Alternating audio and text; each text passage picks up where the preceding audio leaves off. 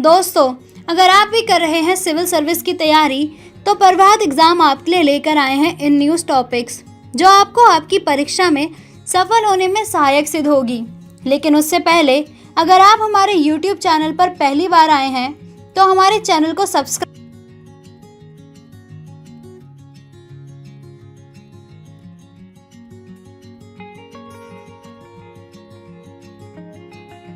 तो चलिए स्टार्ट करते हैं हम आज का इन न्यूज़ टॉपिक। निर्माण परिचालन हस्तांतरण मॉडल। भारतीय राष्ट्रीय राजमार्ग प्राधिकरण यानी NHAI ने वर्ष 2022 की तीसरी तिमाही के दौरान सार्वजनिक निजी भागीदारी के तहत निर्माण परिचालन हस्तांतरण यानी बिल्ड ऑपरेट ट्रांसफर मॉडल का उपयोग करके निजी साझेदारों को कम से कम 2 राजमार्ग उन्नयन परियोजनाओं की पेशकश करने की योजना बनाई है।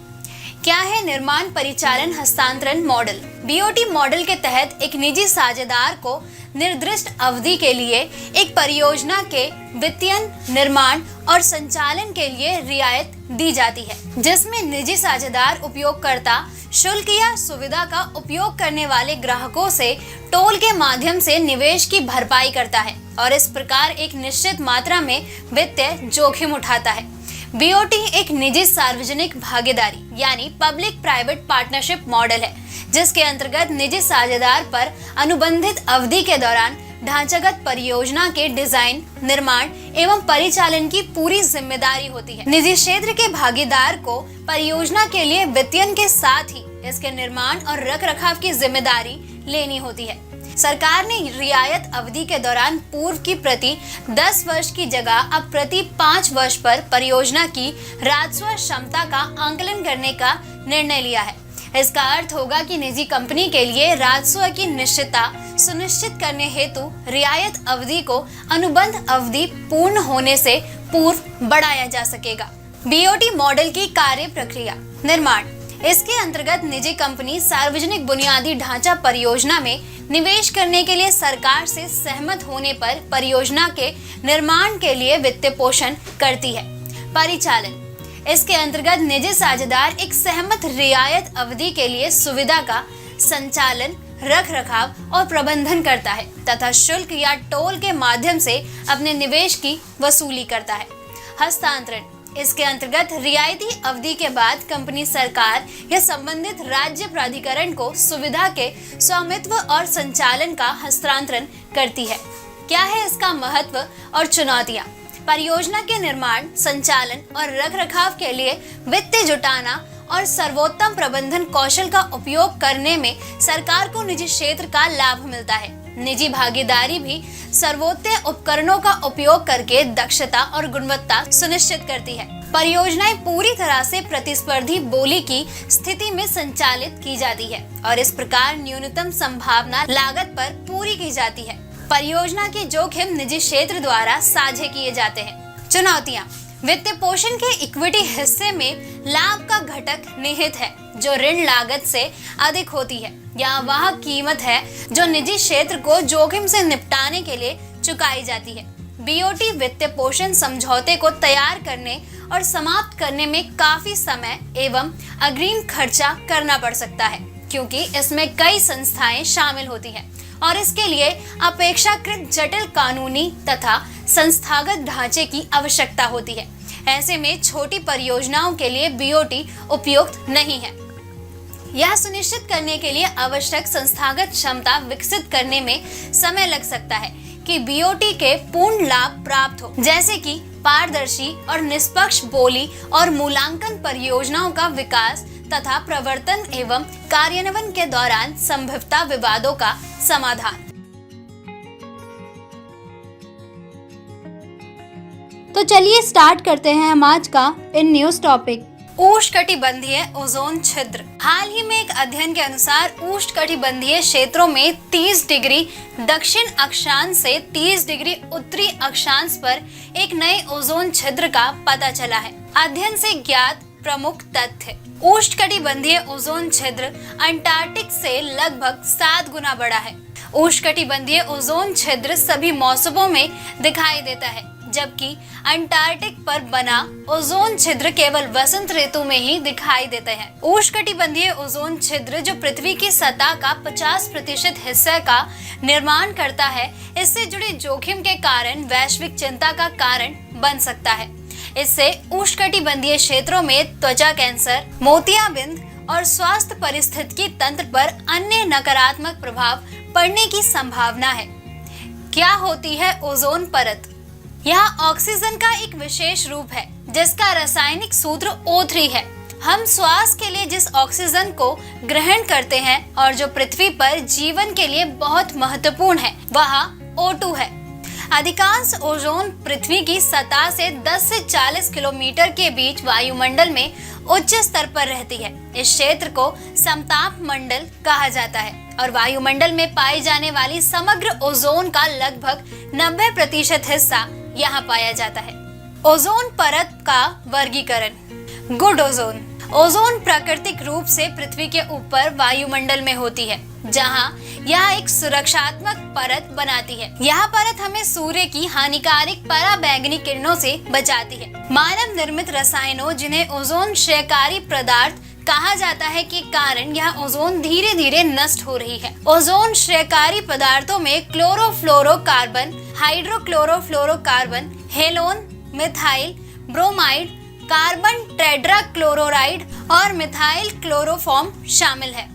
Bad ozone. जमीनी स्तर के पास पृथ्वी के निचले वायुमंडल में ओजोन का निर्माण तब होता है जब कारों, बिजली संयंत्रों, औद्योगिक बॉयलरों, रिफाइनरियों, रासायनिक संयंत्रों और अन्य स्रोतों द्वारा उत्सर्जित प्रदूषक सूर्य के प्रकाश की उपस्थिति में रासायनिक रूप से प्रतिक्रिया करते हैं। क्या है ओजोन परत का क्षरण? ओजोन परत का क्षरण प्राकृतिक प्रतिक्रियाओं से परे समताप मंडल की ओजोन परत के रासायनिक निवास को संदर्भित करता है। स्ट्रेटोस्फेरिक ओजोन को प्राकृतिक चक्रों के माध्यम से लगातार बनाया और नष्ट किया जा रहा है। विभिन्न ओजोन क्षयकारी पदार्थ हालांकि विनाश प्रक्रिया को तेज करते हैं, जिसके परिणाम स्वरूप सामान्य ओजोन स्तर में कमी आती है।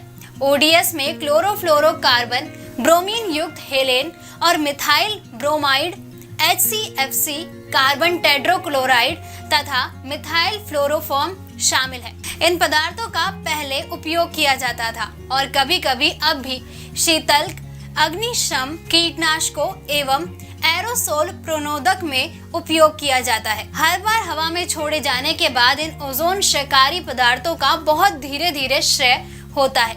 वास्तव में जब तक वे समताप मंडल तक नहीं पहुंच जाते, तब तक क्षोभ मंडल से गुजरते हुए वर्षा तक बरकरार रह सकते हैं। वहां वे वायु की यूवी किरणों की तीव्रता से टूट जाते हैं और क्लोरीन एवं ब्रोमीन अणु छोड़ते हैं, जो समताप मंडल के ओजोन को नष्ट कर देते हैं।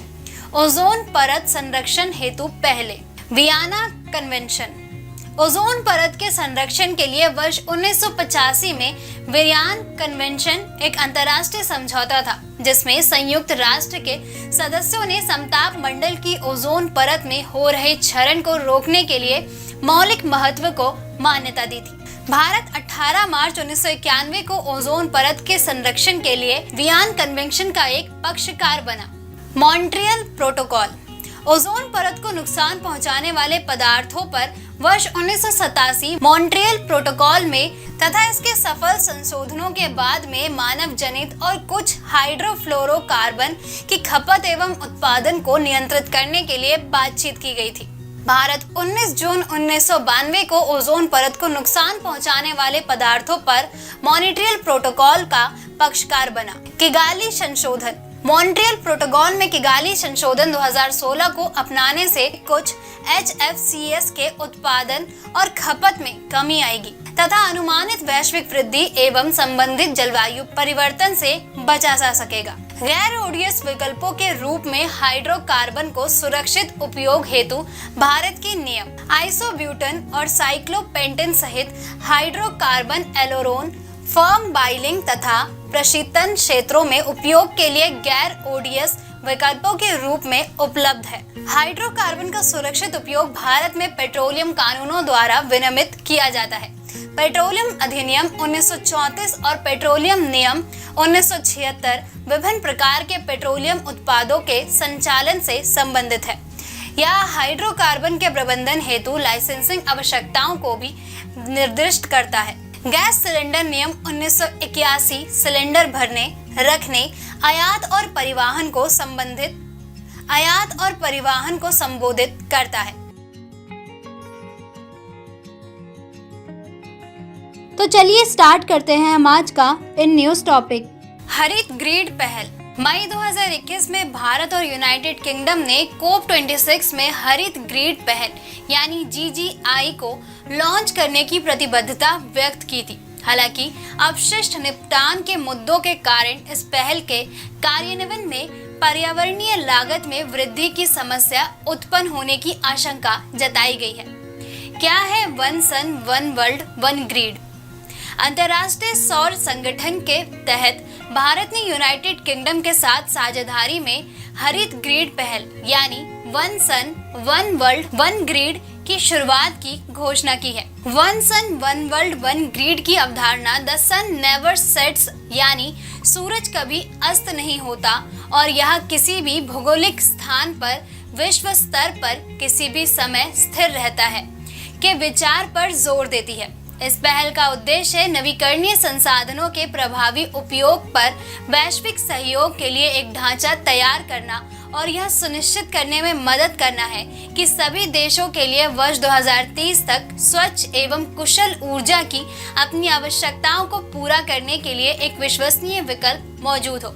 इस परियोजना के माध्यम से सूर्य की ऊर्जा का दोहन करने और अक्षय ऊर्जा के संक्रमण में तेजी लाने के लिए एक वैश्विक इंटरकनेक्टेड बिजली ग्रिड का निर्माण करने की बात कही गई है। इस पहल के माध्यम से एक बड़े भौगोलिक क्षेत्र में 80 से अधिक देशों को सूरज की रोशनी के विभिन्न स्तरों से जोड़ने की उम्मीद है। एक संक्रमणकालीन प्रणाली सूर्य के प्रकाश के निम्न स्तर वाले देशों को इसकी अधिकता वाले क्षेत्रों से ऊर्जा प्राप्त करने में सक्षम बनाएगी।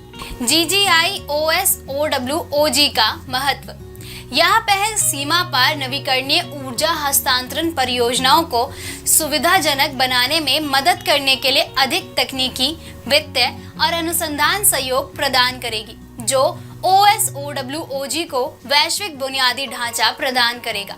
यह स्वच्छ ऊर्जा द्वारा संचालित दुनिया के लिए आवश्यक नई बुनियादी ढांचे के निर्माण में तेजी लाने के लिए राष्ट्रीय सरकारों, अंतर्राष्ट्रीय वित्तीय और तकनीकी संगठनों, व्यवस्था स्थापकों तथा बिजली ऑपरेटरों के संगठनों के बीच मजबूती प्रदान करेगी। यह परस्पर लाभ और वैश्विक स्थिरता के लिए साझा किए जाने वाले परस्पर नवीकरणीय ऊर्जा के वैश्विक पारिस्थितिकी तंत्र के माध्यम से तेजी से विकास सुनिश्चित करेगी। यह कम कार्बन नवीन सौर परियोजनाओं की दिशा में गति और निवेश का एक पुल प्रदान करेगी तथा कुशल श्रमिकों को सौर ऊर्जा संचालित आर्थिक सुधार के लिए एक साथ लाएगी। यह निवेश को भी बढ़ावा दे सकती है और लाखों नई हरित नौकरियां पैदा कर सकती है। भारत में राष्ट्रीय अक्ष ऊर्जा प्रबंधन केंद्रों के क्षेत्रीय और वैश्विक प्रबंधन केंद्रों के रूप में विकसित होने में मदद मिलेगी। भारत के लिए क्या है चुनौतियां? GGI का दस्तावेजीकरण देश में मौजूद सौर ऊर्जा बुनियादी ढांचे की दक्षता में सुधार पर टिप्पणी नहीं करता है। अधिकांश सौर ऊर्जा अवसंरचनाओं रेगिस्तानी क्षेत्रों में स्थित है, जो पैनलों पर धूल जमा करती है। धूल की एक परत सौर ऊर्जा रूपांतरण दक्षता को 40% तक कम कर देती है। सौर ऊर्जा प्रौद्योगिकियों जैसे बैटरी और पैनल, ऊर्जा गहन कच्चे माल तथा कई रसायनों एवं भारी धातुओं का उपयोग करते हैं, जिन्हें सही ढंग से संभालने और निपटाने की आवश्यकता होती है। सोलर पैनल की लाइफ 20 से 25 वर्ष होती है, इसलिए कचरे की समस्या भविष्य में चुनौती बन सकती है। क्या है भविष्य? सौर ऊर्जा की पर्यावरणीय लागत, दक्षता के मुद्दे, रूपांतरण और हस्तांतरण के कारण ऊर्जा की हानि तथा अपशिष्ट प्रबंधन की समस्या आदि ऐसी बाधाएं हैं जिन्हें कार्यान्वयन निकायों द्वारा तत्काल संबोधित करने की आवश्यकता है। मौजूदा बुनियादी ढांचे के पुनः उपयोग और पुनर्चक्रण के लिए विशिष्ट प्रणालियों को विकसित करके इन बाधाओं को दूर करने की आवश्यकता है। भारत में पहल को सफल बनाने के लिए पहल की लागतों और लाभों पर सावधानी पूर्वक विचार करने की आवश्यकता है। इसके संसाधनों की योजना उन तरीकों से बनाने की आवश्यकता है जो देश की आवश्यकताओं और संसाधन क्षमताओं के रूप में हो। इस संदर्भ में इंटरनेशनल सोलर अलायंस यानी ISA एक स्वतंत्र सुपर नेशनल संस्थान के रूप में कार्य कर सकता है, ताकि यह निर्णय लिया जा सके कि ग्रिड को कैसे चलाया जाना चाहिए और विवादों का निपटारा कैसे किया जाना चाहिए। तो चलिए स्टार्ट करते हैं हम आज का इन न्यूज टॉपिक। वैदिक युग में पाइथागोरस ज्यामिति क्या है हालिया विवाद। हाल ही में कर्नाटक सरकार द्वारा राष्ट्रीय शिक्षा नीति यानी NEP 2022 पर एक स्थिति पत्र में पाइथागोरस प्रमेय को फर्जी समाचार के रूप में वर्णित किया गया है। इसने बौद्ध्यन सुलभ सूत्र नामक पाठ का उल्लेख किया है, जिसमें विशिष्ट श्लोक प्रमेय को संदर्भित करता है। कौन थे पाइथागोरस? साक्ष्य के आधार पर यूनानी दार्शनिक की मौजूदगी लगभग 570 से 490 ईसा पूर्व में मानी जाती है। माना जाता है कि उनके चारों ओर रहस्यमयी तत्व मौजूद थे, क्योंकि उन्होंने इटली में रहस्यात्मक प्रकृति के स्कूल समाज की स्थापना की। उनकी गणितीय उपलब्धियों के बारे में अपेक्षाकृत कम जानकारी है, क्योंकि वर्तमान में उनके लेख के बारे में कुछ भी उपलब्ध नहीं है। क्या है पाइथागोरस प्रमेय? पाइथागोरस प्रमेय एक समकोण त्रिभुज की 3 भुजाओं को जोड़ने वाले संबंध का वर्णन करता है, जिसमें एक कोण 90 डिग्री का होता है। a² + b² = c²। यदि एक समकोण त्रिभुज की कोई 2 भुजाएं ज्ञात है तो प्रमेय आपको तीसरी भुजा की गणना करने में मदद करता है। क्या है वैदिक भारतीय गणितज्ञ के स्रोत? सुलभ सूत्रों में पाइथागोरस के संदर्भ बताया गया है, जो वैदिक भारतीयों द्वारा किए गए अग्नि अनुष्ठानों से संबंधित ग्रंथ है। इसमें से सबसे पुराना बौद्ध्यन सुलभ सूत्र है। बौद्ध्यन सुलभ सूत्र का काल अनिश्चित है। इसका अनुमान भाषाई और अन्य दूसरे ऐतिहासिक विचारों के आधार पर लगाया गया है। वर्तमान साहित्य में बौद्ध्यन सुलभ सूत्र का काल लगभग 800 ईसा पूर्व माना जाता है। बौद्ध्यन सुलभ सूत्र में एक तथ्य है जिसे पाइथागोरस प्रमेय कहा जाता है। इसे एक ज्यामितीय तथ्य के रूप में जाना जाता था, न कि प्रमेय के रूप में। यज्ञ अनुष्ठानों में विभिन्न आकारों में अनुष्ठानों और अग्नि वेदियों का निर्माण शामिल था, जैसे कि समद्विबाहु त्रिभुज, सममित ट्रेपोजिया और आयत। सुलभ सूत्र इन वेदों के निर्धारित आकार के निर्माण की दिशा में उठाए गए कदमों का वर्णन करते हैं। समीकरण का भी था ज्ञान। प्राचीनतम प्रमाण पुरानी बेबीलोनियन सभ्यता 1900 से 1600 ईसा पूर्व के हैं। उन्होंने इसे विकर्ण नियम के रूप में संदर्भित किया। इस संबंध में सबसे पहला प्रमाण सुलभ सूत्रों के बाद के काल में मिलता है। प्रमेय का सबसे पुराना स्वयं सिद्ध प्रमाण लगभग 300 ईसा पूर्व के यूक्लिड के तत्वों में निहित है। क्या होते हैं वेद? वेद शब्द ज्ञान का प्रतीक है और यह ग्रंथ वास्तव में मानव जाति को पृथ्वी पर और उसके बाहर अपने पूरे जीवन का संचालन करने के लिए ज्ञान प्रदान करने के बारे में है। 4 प्रमुख वेद हैं। ऋग्वेद यह चारों में सबसे पुराना विद्यमान वेद है। इसमें सांसारिक समृद्धि और प्राकृतिक सुंदरता पर ध्यान दिया गया है। वेद 10 पुस्तकों में व्यवस्थित है, जिन्हें मंडल के नाम से जाना जाता है। ऋग्वेद में वर्णित प्रमुख देवता भगवान इंद्र, अग्नि, वरुण, रुद्र, आदित्य आदि। यजुर्वेद यजु नाम त्याग का प्रतीक है। यह विभिन्न प्रकार के यज्ञों के संस्कारों और मंत्रों पर केंद्रित है। इसके 2 प्रमुख संशोधन हैं। शुक्ल यजुर्वेद, जिसे वज्रसेनीय संहिता भी कहा जाता है। कृष्ण यजुर्वेद, जिसे तृतीयान संहिता भी कहा जाता है। सामवेद, इसका नाम साम के नाम पर रखा गया है। यह गीत संगीत प्रधान है। इसे मंत्रों की पुस्तक भी कहा जाता है। अथर्ववेद, इसे ब्रह्मवेद के रूप में भी जाना जाता है। इसकी रचना अथर्वण तथा अनगिरस ऋषियों द्वारा की गई है, इसलिए इसे अथर्वगिरस वेद भी कहा जाता है। यह मानव समाज में शांति और समृद्धि लाने पर केंद्रित है। इसके 2 प्रमुख संशोधन हैं। पैपलाद सैन किया। तो चलिए स्टार्ट करते हैं हम आज का इन न्यूज टॉपिक। गोल 2.0। हाल ही में जनजातीय मामलों के मंत्रालय और मेटा ने गोल प्रोग्राम का दूसरा चरण शुरू किया है। क्या है गोल कार्यक्रम? गोल यानी गोइंग ऑनलाइन इज लीडर्स कार्यक्रम को मई 2020 में एक पायलट प्रोजेक्ट के रूप में शुरू किया गया था और यह दिसंबर 2021 में पूरा हुआ। इसका उद्देश्य मेंटोर और मेंटी की अवधारणा के माध्यम से जनजातीय युवाओं व महिलाओं का डिजिटली सशक्तिकरण करना है। यह कार्यक्रम पूरी तरह से मेटा यानी फेसबुक इंडिया द्वारा वित्त पोषित है। इस चरण में प्रशिक्षुओं को 3 पाठ्यक्रम आधारों में प्रशिक्षण प्रदान किया गया था। ये 3 चरण हैं: संचार व जीवन कौशल, डिजिटल उपस्थिति को सक्षम बनाना, नेतृत्व व उद्यमिता। क्या है गोल 2.0? गोल 2.0 कार्यक्रम जनजातीय समुदाय के सभी लोगों के लिए खुला है। चरण 1 में एक प्रशिक्षक को 2 प्रशिक्षकों से जोड़कर ऑनलाइन डिजिटल मेंटरशिप प्रदान की गई। इस कार्यक्रम का उद्देश्य फेसबुक लाइव सत्र और एक डिजिटल शिक्षण उपकरण मेटा बिजनेस कोच के माध्यम से जनजातीय युवाओं के कौशल को बढ़ावा और उन्हें डिजिटल रूप से सक्षम बनाना है। 5000 वन धन स्वयं सहायता समूहों के 10 लाख से अधिक सदस्यों पर विशेष फोकस रहेगा। उन्हें अपने उत्पादों की बाजार मांग, पैकेजिंग, ब्रांडिंग और विपणन के संबंध में डिजिटल रूप से प्रशिक्षित किया जाएगा। गोल 2.0 के तहत विभिन्न क्षेत्रों के उद्योग विशेषज्ञों द्वारा क्रमिक स्तरों के आधार पर प्रशिक्षुओं की आवश्यकताओं के अनुरूप चैटबॉट के प्रावधान के साथ जनजातीय युवाओं को प्रशिक्षित प्रदान किया जाएगा ताकि वे अधिकतम भागीदारी के साथ लाभान्वित हो सके।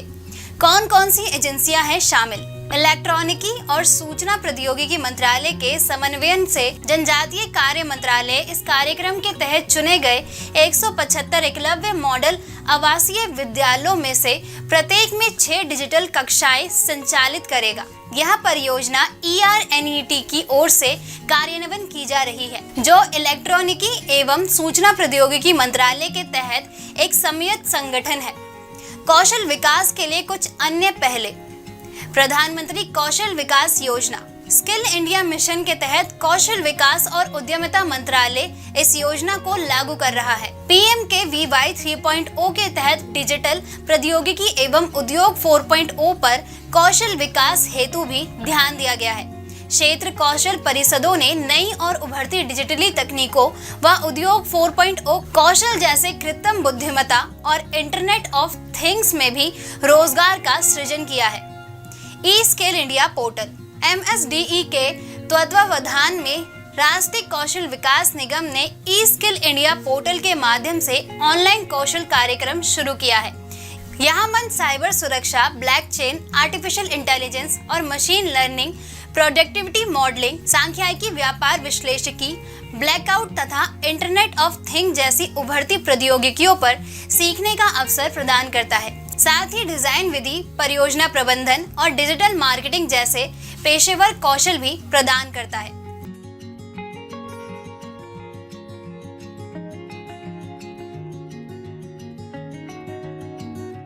गगनयान हेतु अबॉर्ट मिशन। गगनयान मिशन के दौरान चालक दल की सुरक्षा सुनिश्चित करने के लिए भारतीय अंतरिक्ष अनुसंधान संगठन यानी इसरो वर्ष 2022 में 2 मानव रहित अबॉर्ट मिशन लॉन्च करेगा। यह अंतरिक्ष में देश की पहली मानव युक्त उड़ान के लिए इसरो के रोड मैप का एक हिस्सा है। इस उद्देश्य के लिए पहला परीक्षण वाहन सितंबर 2021 में लॉन्च किया गया। गगनयान से पहले अबॉर्ट मिशन क्यों? अबॉर्ट मिशन उन प्रणालियों का परीक्षण करने के लिए है जो विफलता के मामले में चालक दल को अंतरिक्ष यान के बीच उड़ान में बचाने में मदद कर सकते हैं। इसरो ने पहले ही वर्ष 2018 में पेड अबॉर्ट टेस्ट किया था, जहां लॉन्च पैड पर आपात स्थिति में चालक दल अंतरिक्ष यान से बच सकता है। अबॉर्ट मिशनों के लिए इसरो ने परीक्षण वाहन विकसित किए हैं जो सिस्टम को एक निश्चित ऊंचाई तक भेज सकते हैं, विफलता का पता एवं स्केप सिस्टम की जांच कर सकते हैं। स्केप सिस्टम को 5 त्वरित अभियान सॉलिड फ्यूल मोटर्स के साथ एक उच्च बर्न रेट पॉपुलेशन सिस्टम और स्थिरता बनाए रखने के लिए फिन के साथ डिजाइन किया गया है। क्रू स्केप सिस्टम विस्फोटक नटों को फायर करके क्रू मॉडल से अलग हो जाएगा। इसरो का उद्देश्य उस प्रणाली को पूर्ण करने पर है जो भारतीयों को अंतरिक्ष मिशन पर ले जाएगी और मिशन विफल होने पर अंतरिक्ष यात्रियों की रक्षा करेगी। क्या है गगनयान मिशन? गगनयान भारतीय अंतरिक्ष अनुसंधान संगठन का एक मिशन है। गगनयान वर्ष 2023 में लॉन्च होगा, जिसके तहत 3 अंतरिक्ष अभियानों को कक्षा में भेजा जाएगा। इन 3 मिशनों में से 2 मानव रहित होंगे, जबकि एक मानव युक्त मिशन होगा। मानव अंतरिक्ष उड़ान कार्यक्रम, जिसे ऑर्बिटल मॉड्यूल कहा जाता है, में एक महिला सहित 3 भारतीय अंतरिक्ष यात्री होंगे। यह मिशन 5 से 7 दिनों के लिए पृथ्वी से 300 से 400 किलोमीटर की ऊंचाई पर निम्न भूकक्षा में पृथ्वी का चक्कर लगाएगा। पेलोड में क्या क्या शामिल होगा? पेलोड में शामिल होंगे क्रू मॉड्यूल, मानव को ले जाने वाला अंतरिक्ष यान, सर्विस मॉड्यूल 2 तरल प्रणोदक इंजनों द्वारा संचालित। यह आपातकालीन निकाय और आपातकालीन मिशन अबॉर्ट व्यवस्था से लैस होगा। लॉन्चिंग: गगनयान की लॉन्चिंग हेतु 3 चरणों वाले GSLV Mk3 का उपयोग किया जाएगा, जो भारी उपग्रह की लॉन्चिंग में सक्षम है। उल्लेखनीय है कि GSLV Mk3 को प्रमोचन वाहन मार्क